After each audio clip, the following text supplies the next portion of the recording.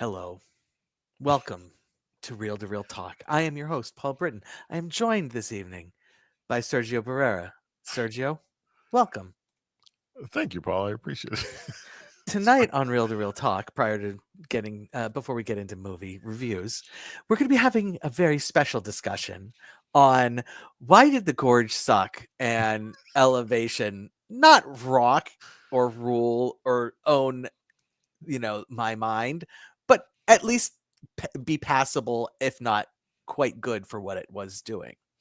So, just for fans of the show, if you were here last week, Sergio and I reviewed a directed streaming movie, The Gorge, that was on Apple Plus. Not going to spend too much time discussing that specifically because ideally you were all here last week.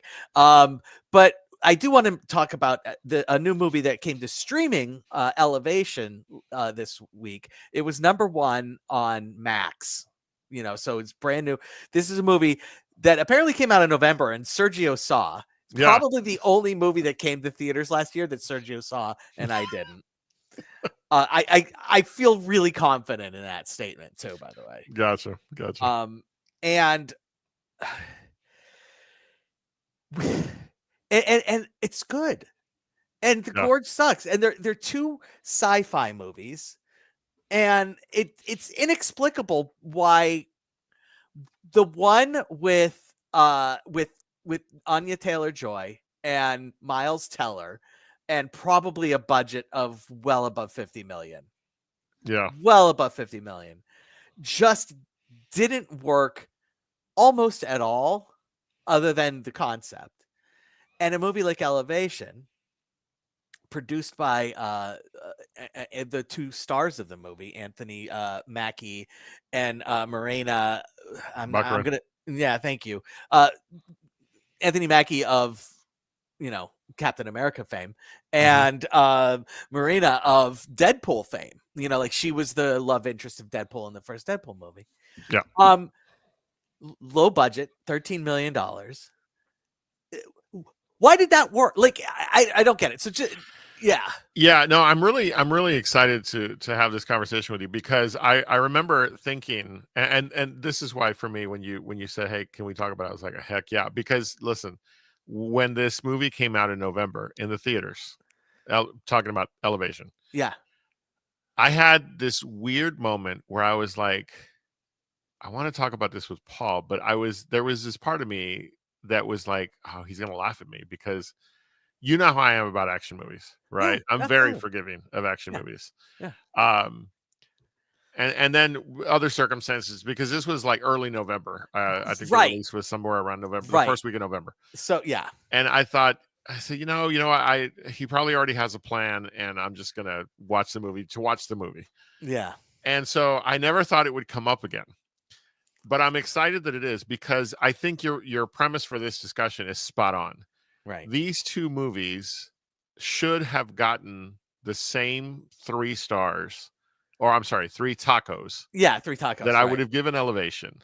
Absolutely. By the way, spoiler alert, 100% Elevation is a definitive 3 taco movie. Yes, absolutely. But it's the kind of 3 taco movie that we talk very positively about. Correct. Okay?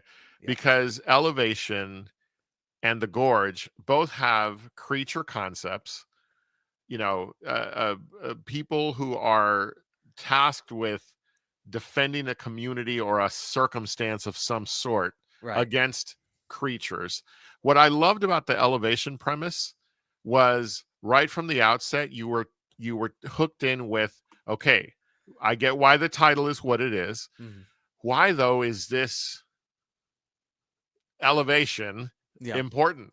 And they don't just blow it in the beginning. They don't blow it in the beginning. You have to experience the movie to discover what's happening.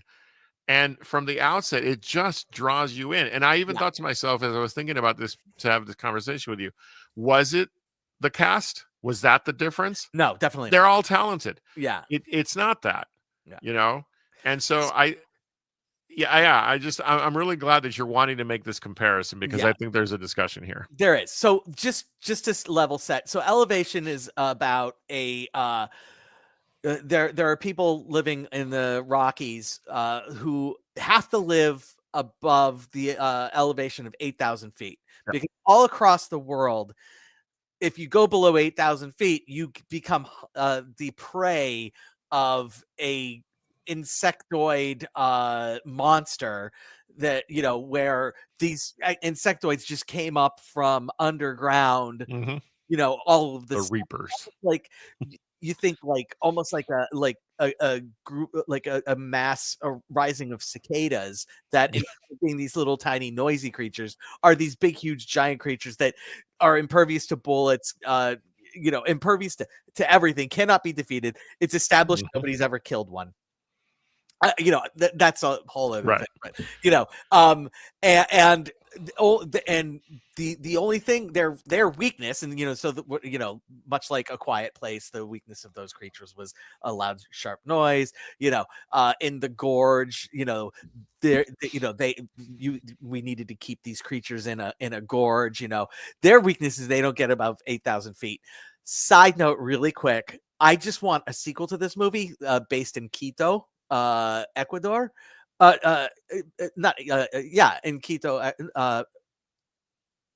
No, Quito, Bolivia. No, wait. Shoot, which one is Quito? Quito, Bolivia, because it's the only major city in the world above 8,000 feet, and so like that city would have been just completely unaffected by these creatures completely. Yeah, you actually were right. It is Ecuador. It is Ecuador. Okay. Yeah, Ecuador. Okay. Right. So it's but that's a stupid joke. That's a joke for my son who's obsessed with geography. So that was a good one. But so the conceit of these creatures is you need to stay above 8,000 feet. The second you go below 8,000 feet, they're coming after you. Right. And it's terrifying because like you get to see these things in action, and they really are. And they look great. Yeah, they look great. CGI, if you don't like CGI and CGI monsters annoy the hell out of you, guess what? These creatures are going to annoy the hell out of you. But, no more or less than the creatures from the Gorge, which, by the way, I want to say my favorite part about the Gorge was the creature design. Okay. So, but ultimately what happens is, there's a mystery to unravel in Elevation, and also people end up putting themselves in harm's way, very much the same way in the Gorge. But in Elevation, okay, so here's difference number one. In Elevation, the people put themselves in harm's way because Anthony Mackie's kid needs like a breathing apparatus. And his he's out of filters, and so they have to go to Colorado Springs, the closest big city, to get these air filters to keep his son alive. Whereas in the Gorge, they end up falling into the Gorge because they're fucking idiots. So that's I thought you weren't going to say idiots. Yeah. So but I think right off the bat, that's a huge difference. Like, sure, absolutely. You have to, like, when they're in danger, you have to be like, oh, this sucks, but they have to do this thing, rather than they did this to themselves. Exactly. What did they think was going to happen? There wasn't as deep a hook into the peril of the story that you couldn't just shake your head at the Gorge and go, well, that's what they get. Right. Right. So that the other part of both movies is that there's a mysterious quality about the creatures' just existence, let alone, ignore the particulars of the creatures and how deadly they are, and what they're doing to potentially kill people. There's a mysterious quality behind the creature's existence at all. And it's obvious, as soon as in the Gorge they fell into the Gorge, it became obvious, okay, well, we're going to find out. I still say the Gorge would have been well served by just never even revealing at all what it was. Just keeping mystery. But ultimately, most of these sci-fi movies, they like to reveal, and that's cool. I'm fine with it. And in Elevation, also similarly, there has to be a reveal. And I am not going to say that the reveal of Elevation is better than the reveal in the Gorge. Okay. I personally think it's better. But if somebody wanted to say, no, actually, you know what, I kind of like the conceit of the Gorge. But ultimately, the actual reveal itself in the Gorge is tedious and belabored. And like, Right. are you seriously revealing it using a an old video from 60 years ago?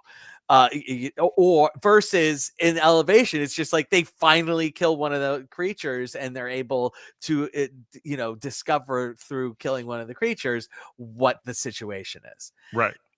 And one is clean and interesting, and the other is just like, oh, this is way too much exposition. Yeah. Why would they do the exposition in the Gorge? I don't get it. That's the thing is they didn't. One of the biggest differences is the Gorge doesn't allow you as the viewer to connect the very basic. They think they need your help to help you make the leap into, I'm trying to think of the term, it's escaped me, but they don't trust us to make the leap into that idea of there's something here. Right. I don't really need to know what it is. I just need to know that you found a solution. Right. Okay. Right. Because if we're honest, the reasoning for elevation for what they are, and I'm going to be honest and transparent, I had to remind myself, actually was really far-fetched. I think that one would have required more exposition, but they trusted us to just go, okay, yeah, that makes sense. Sure. And then get back to the action. Yeah. The Gorge didn't want us to do that for some reason. They felt like they had to over-explain everything. And it's like, I don't care. I just want to know, are they going to escape or not? Yeah. And the really weird thing about the Gorge is when they decide, okay, we're going to, solve the problem. It's like the plot exposition behind it just becomes completely meaningless because hold on, let me throw up my and the solution was hashtag spoiler alert. They just nuke the fucking site. The solution was lazy. Simple. I'm going to stand by the word. It's not that I'm not going to say it's lazy as much as it doesn't require everything that came before it. Right. But what I'm saying, the reason I say lazy is because when it came down to it, the solution, I think, was born in the writing when they had written themselves into a corner and like, well, wait a minute, we need some form of, because drop a nuke, anybody can do that. And it could have been solved far sooner. Because I never got the urgency that the Black Site people, that were led by Sigourney Weaver, had as much invested in they never really gave us any reason to. There was something there, but it's like, what could they possibly be gaining out of this? Exactly. Ultimate, it's not, especially when they're the ones that said, "Hey, someday we may have to use this nuke." Well, then you're obviously not too invested in, use the nuke, and right? And I feel like if they had established that in the world in the Gorge that cancer had been eradicated on the planet, and then they came out and said, look, what's lying in the Gorge is the reason why cancer was eliminated on the planet, I would be invested. Like, give me something going on in the world that makes me invested in your semi-ridiculous, premise. The premise is fine, but your semi-ridiculous plot exposition, right? Okay, yeah, gotcha. Whereas in Elevation, it's like, all right, this is semi-ridiculous, but it requires nothing of me. Right, exactly. It requires absolutely nothing of me.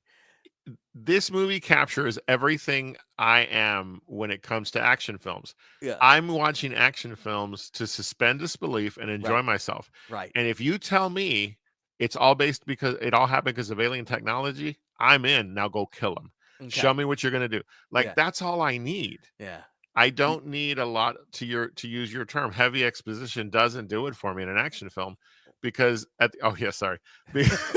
and that's what Elevation does well. It allows you to be a fan and it trusts you, at the term I was trying to think of, to suspend disbelief on your own.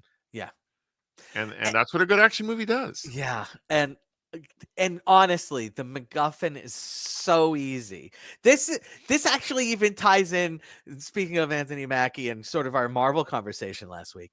Mhm. The reason why the Infinity Stones work is because it's really simple. Right. You know, there's a MacGuffin, a bad guy wants the MacGuffin, and you put them together and you form Super MacGuffin. The reason why elevation works is because there are MacGuffins everywhere, Mhm. and people just want to survive. Yeah. And the reason why the Gorge doesn't work is because nobody knows about it. The stakes seem almost nonsensically small, and it only mattered to that small group of people, and it mattered to two people, you know, and they didn't do a good enough job of making us believe that these two people were worthwhile in rooting for. You know, whereas I would say that they do more to develop those two characters than they did with the Anthony Mackie character, but he's a dad, and so boom, instantly, okay. Yeah, there's a hook there. Yeah. Yeah. The other thing Elevation does to exceed the Gorge is it has an amazing scene on a ski lift. Yeah. You know. Yeah, that is always, you know, worth extra time. There's an entire movie based on a ski lift. But you know, I think I talked about that one once. You might have, yeah. Yeah. But yeah. And it does all of the action beats are perfectly timed.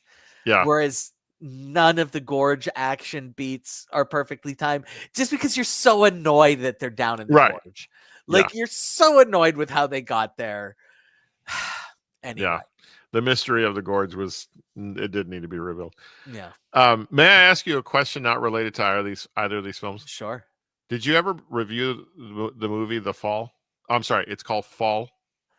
I think that's the one that 2022. Yeah, hold on. But I only discovered it last year. I believe that's one that I did. Hold on. Okay. I'll need to find it because No, I haven't. No, I haven't. No. This is one that I have not done. All right. I haven't even watched it yet. And this movie is going on 3 years old. So if you ever decide you want to visit that film, let me know. I don't know that I would. I honestly, like what Even I've if it's turned just this show personal in, conversation. Yeah, no, what I've turned this show mostly into is just what new shit that I watched last week, rather than just what shit that I watched last week. So right.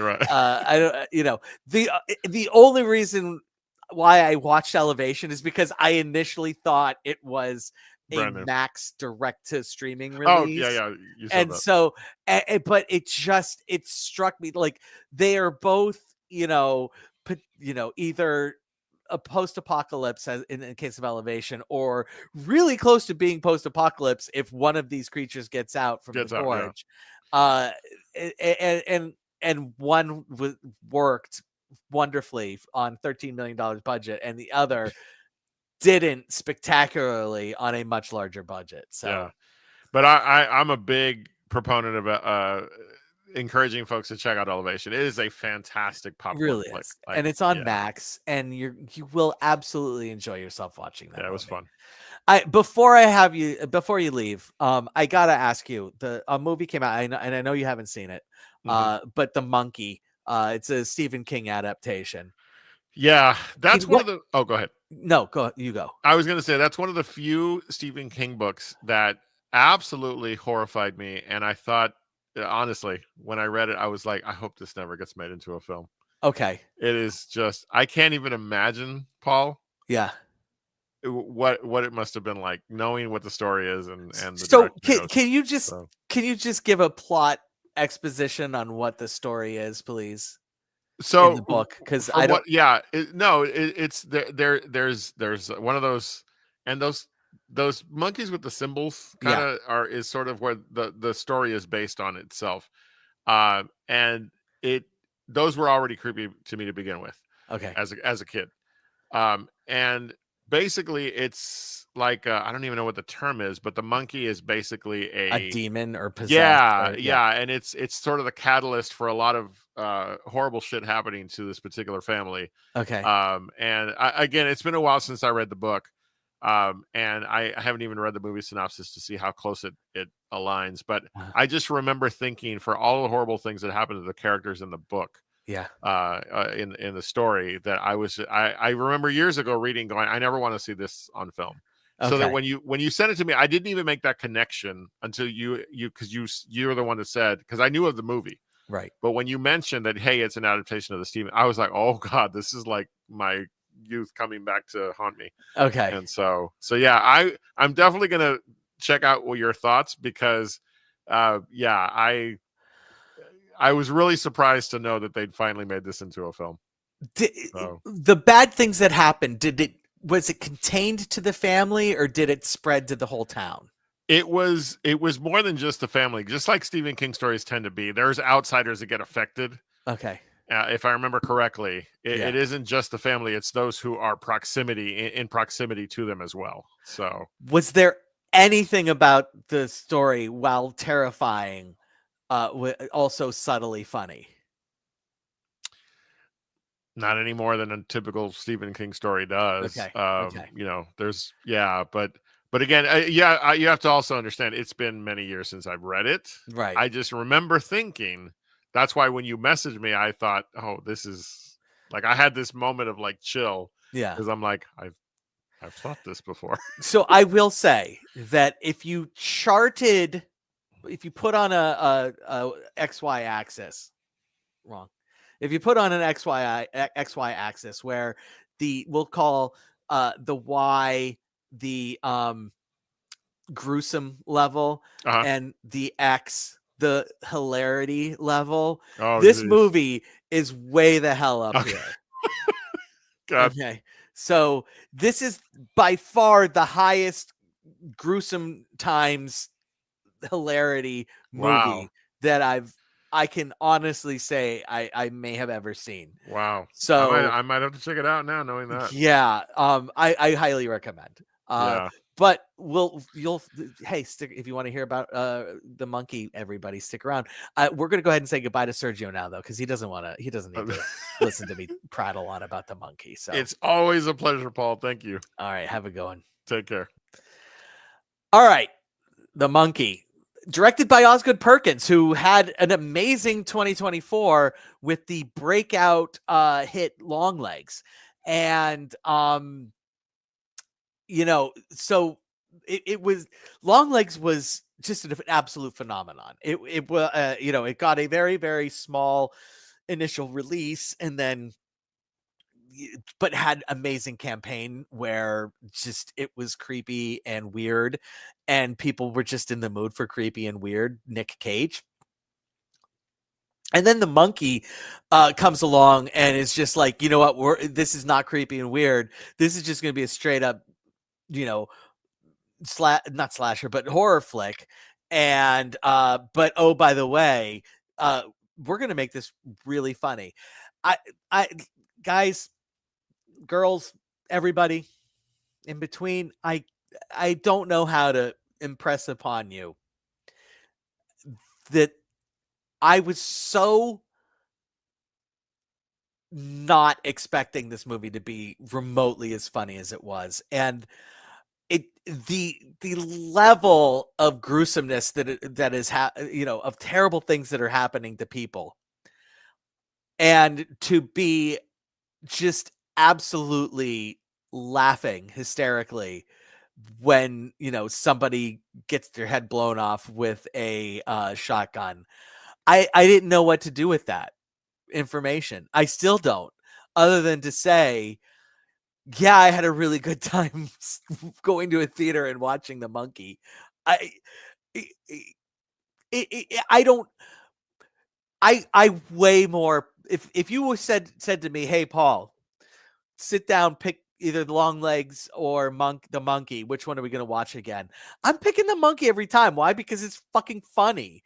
Longlegs is has like moments that are like, oh, this is really funny, and like they're going for it and it's funny, whereas this movie is just like, we are going to make gory nasty shit funny, and there's no hiding it, and there's no getting around it, and there's no getting behind it. If you cannot laugh at somebody's head being set on fire, this is not the movie for you. But if you just allow yourself to just laugh at the absurdity of somebody's head being caught on fire, I I highly recommend The Monkey. So here at Real Talk, we do tacos rather than stars, and if something deserves a little bit extra boost, we add some guacamole to it rather than doing half a taco. Why?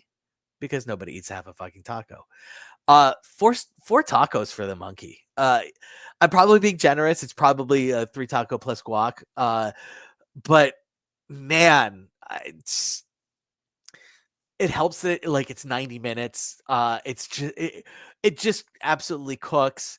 It's first, second, third act, all throughout, just superb, sublime. Yeah, The Monkey.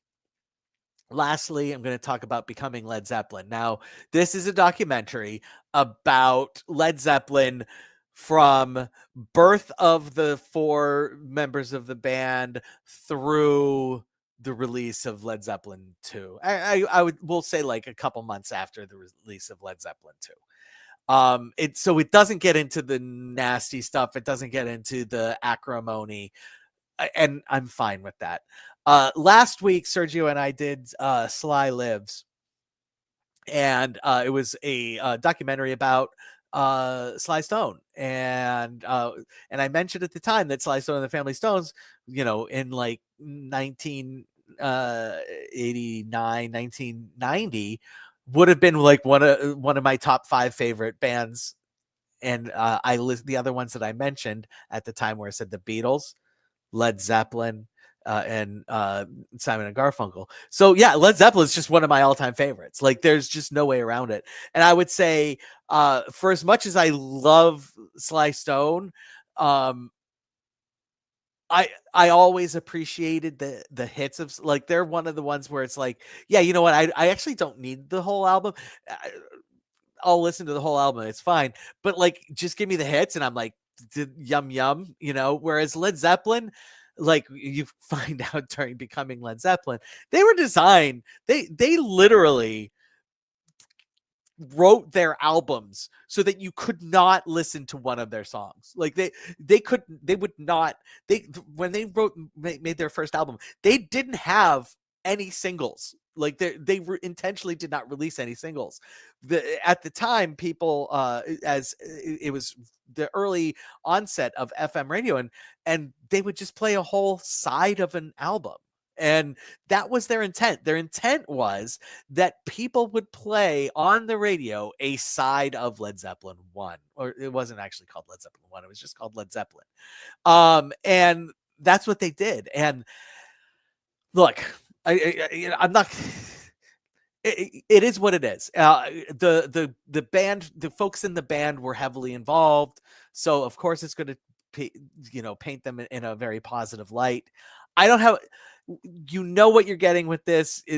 Again, they purposefully stop at Led Zeppelin 2 because all the shit that goes on after Led Zeppelin 2 is probably super well documented and also really, really, really a bummer. And if you know anything about Led Zeppelin, the classic drummer John Bonham passed away in 1980, and they uncovered an interview that he did that had not been really heard from almost ever. And so, as John Paul Jones and Robert Plant and Jimmy Page, we get to hear straight from them, this is what my childhood was like, and these were the things that I was interested in. We also get to hear from John Bonham, these were the things that I was influenced by, and these were this was what my life was like entering the music scene. And it's just really good. If you like Led Zeppelin, I said John Paul Jones. If you're into Led Zeppelin at all, like, this is for you. This got a IMAX release, I'm gonna say 3 weeks ago, but this past week is when it got into regular theaters. Hopefully it sticks around for one more week. So if this weekend, if you're just like waiting for the Oscars to start and want to go see a movie, pick Becoming Led Zeppelin. It's well worth it. I'm look. This is also 4 tacos, 4 deliciously rockin' tacos. I Is it really that good? Probably not. If somebody came up to me and said, "Oh, that sucked," it was such lip service to Led Zeppelin, and they glossed over everything. Okay, but guess what? It's Becoming Led Zeppelin, and it does exactly what it says it's going to do. It is not trying to delve into any depth of when did things start going south. It's absolutely, how did they become Led Zeppelin? And do they mention that, all of the influences that they had, the influences, i.e., did they mention that, yeah, they probably stole a whole bunch of shit? Yeah, they kind of openly talk about, look, these were the things we were listening to, and we were purposefully trying to give that exposure. Should they have given credit originally on the albums? Yes, but they don't delve into that. Okay. And so if you want to be mad about that, I'm not going to fault you for it, but I am going to say, yeah, Led Zeppelin, Becoming Led Zeppelin, go see it. Next week, Monday, special Monday show, Oscar reactions with none other than Kristen Smith. So yeah, we'll see you on Monday. Have a good week, everybody, and go